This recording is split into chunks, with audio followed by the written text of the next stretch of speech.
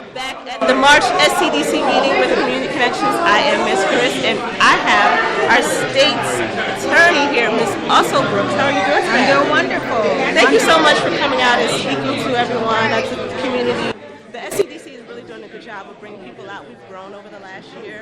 So having officials come out and people who represent us to talk about what's really going on is very important. And we love the fact that you are addressing bills and things that we need to pay attention to, because that's very important. Tell us what else you do to facilitate change in the state. Well, we do a lot of work with children, especially around the issue of truancy.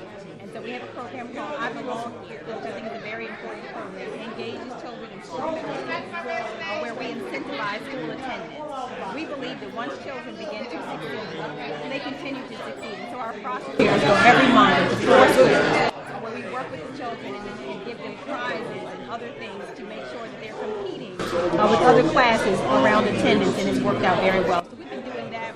Empowering children is very important to us. Working with families is very important to us. And being here tonight, none of this work can be done alone.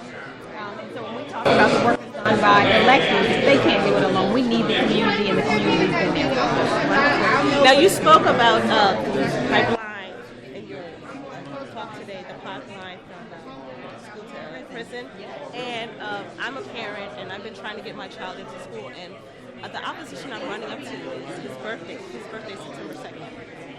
Because of his birthday, it's potential that my child will not go to school until he is 6 years old with no education. When just across the border, you see kids go to school at 3.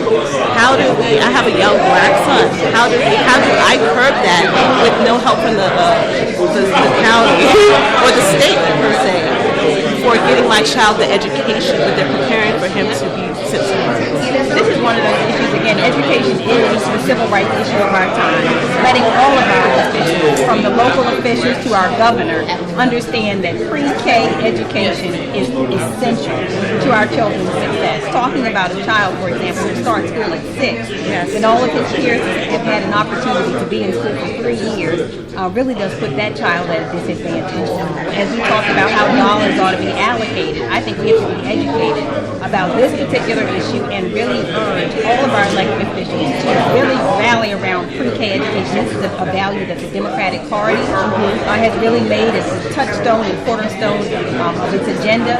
And we have to make sure that we're electing individuals who share that value and who will prioritize in their budget the dollars that are necessary so that our children have an opportunity, like every child, to receive an education and to be successful.